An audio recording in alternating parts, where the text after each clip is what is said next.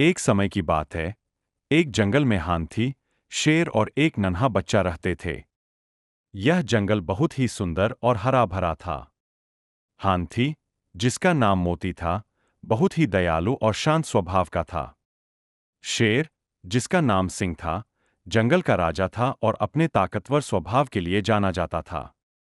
एक दिन, जब राहुल जंगल में खेल रहा था, वह रास्ता भटक गया और गहरे जंगल में पहुंच गया। वहां उसे मोती हाथी मिला। मोती ने देखा कि राहुल बहुत डर गया है और रो रहा है। मोती ने उसे शांत कराया और कहा, डरो मत, मैं तुम्हारी मदद करूंगा। मोती राहुल को अपने साथ लेकर शेर सिंह के पास गया। सिंह ने देखा कि एक नन्हा बच्चा जंगल में भटक गया है।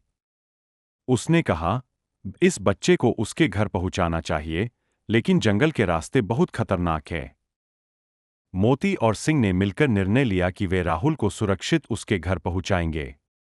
उन्होंने रास्ते में आने वाले खतरों से राहुल को बचाया और उसे उसकी माता-पिता के पास सुरक्षित पहुंचा दिया। राहुल के माता-पिता ने मोती और सिंह का धन्यवाद किया और कहा, आप दोनों ने हमारे बच्चे की जान बचाई है। हम आपके आभारी हैं। इस प्रकार, हाथी, शेर और बच्चे की यह कहानी बताती है कि जब हम मिलकर काम करते हैं, तो किसी भी मुश्किल का सामना कर सकते हैं और दूसरों की मदद कर सकते हैं। यह कहानी हमें यह भी सिखाती है कि हमें हमेशा दयालु और मददगार होना चाहिए, चाहे हम कितने ही ताकतवर क्यों न हों। एक समय की बात है। एक हरे भरे जंगल में तीन पक्षी रहते थे, कौआ, चील और कबूतर।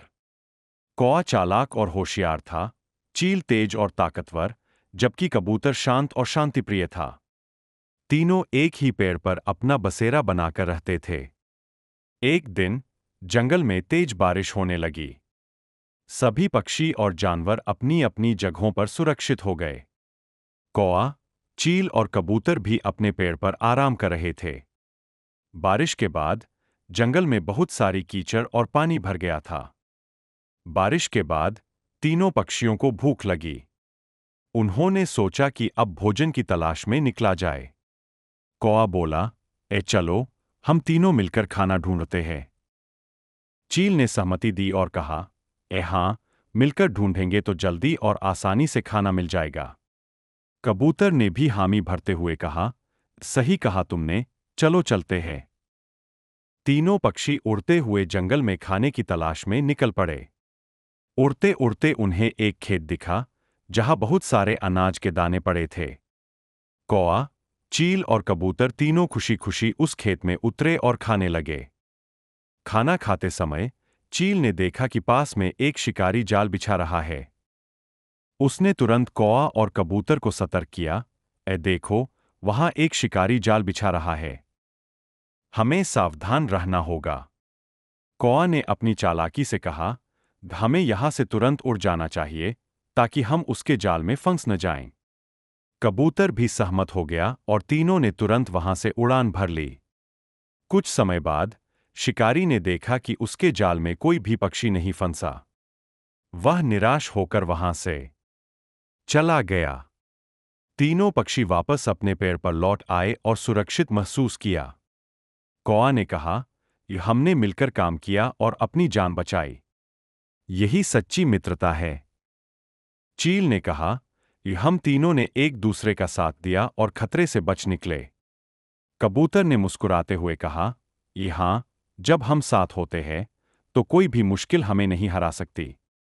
इस प्रकार, कौआ, चील और कबूतर की यह कहानी हमें सिखाती है कि मिलकर काम करने और एक दूसरे का साथ देने से किसी भी मुश्किल का सामना आसानी से किया जा सकता है।